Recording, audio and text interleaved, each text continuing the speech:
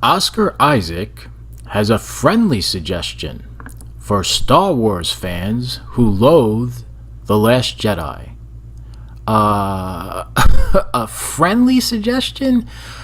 Wow, from the title, you would almost think that this is an article written about somebody who has absolutely nothing to do with Lucasfilm.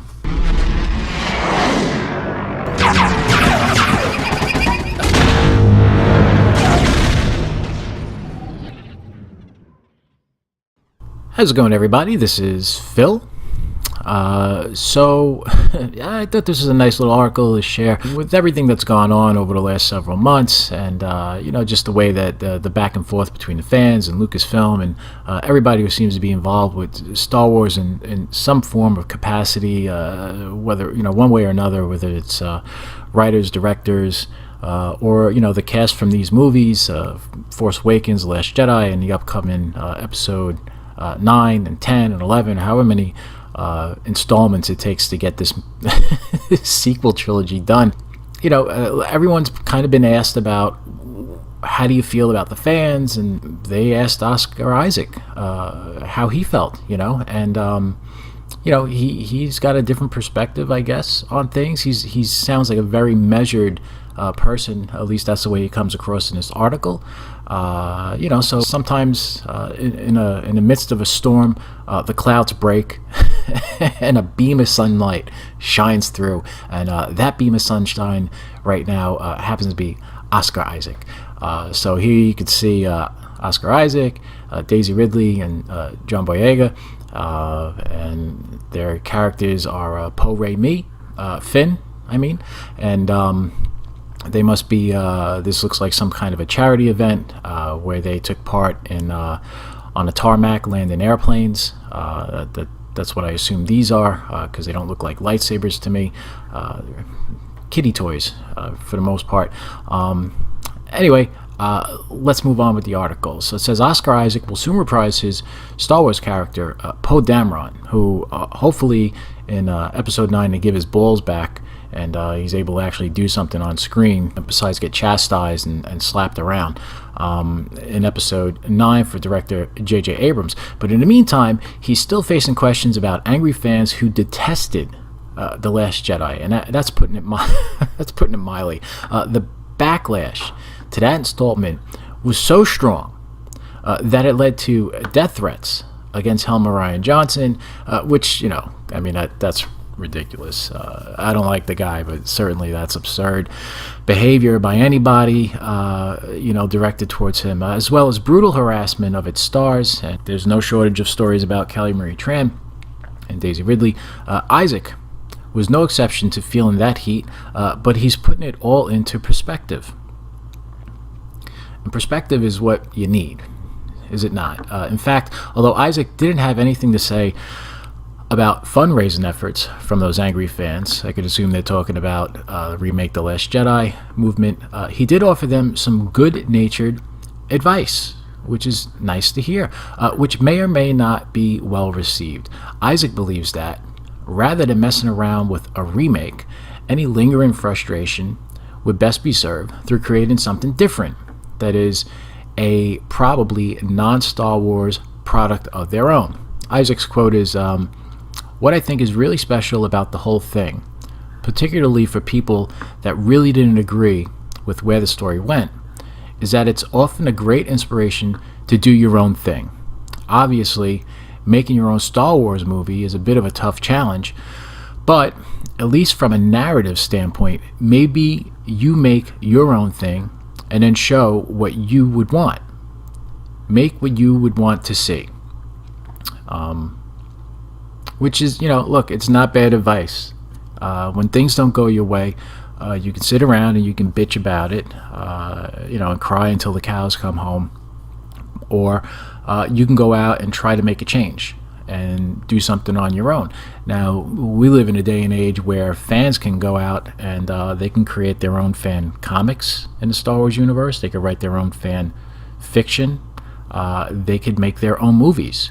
So fans can do Star Wars if they want to, and there's been some fantastic Star Wars fan movies that have been produced over the years, and we're going to continue to see more and more of that as time goes on, and the ability to obtain the equipment and the resources and the special effects and everything that's involved in producing a Star Wars movie, short movie or film is concerned. When all those prices continue to drop as they fall, you're going to see more and more people actually going out and making quality Star Wars movies on their own and building their own mythology. And a lot of people, as time goes on, are probably going to want to accept what the fans are turning out more so than what the studios are. And the gap gets closed more and more each day. It gets even more narrow as every day goes on. So he's not wrong, and this is good advice, and it's not yelling at people. It's not calling them racist or misogynist or sexist or trolls or man babies or anything like that we've seen before by anybody else. It is a measured response about a situation. So it's nice to see somebody associated again with Lucasfilm actually giving a thoughtful response to what's been going on and what the reaction has been to a movie that he's been in, which I'm sure he's heard a lot of it over these last several months. So the article goes on. On a different note, Isaac was delighted to hear that his character was recently put on mock trial at San Diego Comic-Con for his acts of insubordination. The Ex Machina actor thought this was an incredible development because fans were actually engaging with the ethical question of war and what leadership is, which he believed presented a fan base reaction about actual things that mattered, as opposed to fans who continue to be upset about their unrequited theories and other arguably trivial grievances. Isaac can be seen next in Operation Finale, which our own Vince Mancini has called the thinking man's Nazi retribution movie. Read Mancini's review here. So, and that actually does look. I'm interested in that movie. I've seen Oscar Isaac in Days of Future Past. I've seen him in Ex Machina. I really liked him in Ex Machina. I thought he was really good. I like Oscar Isaac. I like the character of Poe Dameron. I feel that this is a good character that unfortunately found his way into a bad trilogy. And all of these characters could have been better. They're what they were on paper ended up not really being used to its fullest potential with what we got in the movies. Finn's character as a stormtrooper who defects, because he has a change of conscience. I mean, that's an interesting character. Look, Rey is obviously overpowered, but she started off as a scavenger trying to make her way. I mean, there was a lot of parallels to Luke's journey in the beginning, but she becomes so much of a Mary Sue as the story goes on. It's hard to take her seriously, as she picks up a lightsaber and she's able to defeat the main enemy within the first movie, and it's an unsatisfying story arc for her. Her hero's journey. I mean, it's just she's too powerful, too quick, and it's turned fans off. It's turned a lot of fans off. I guess some people who think that she represents feminism and all of that social justice nonsense that is the soup du jour. I guess they're fine with it. But Star Wars fans, a lot of the old Star Wars fans, just kind of look at a character like that, and they can see right away that there's no struggle.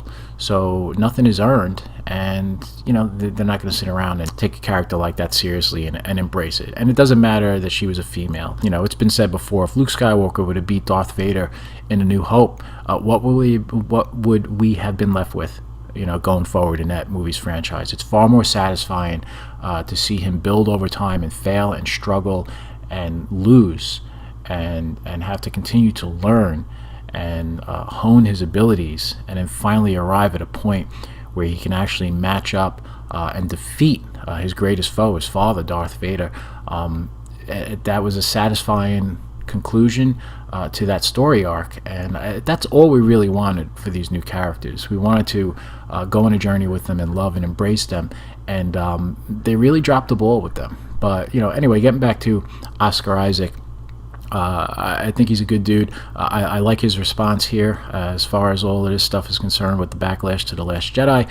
And, I really wish his character would have been handled better, especially in The Last Jedi, where he was completely emasculated. But,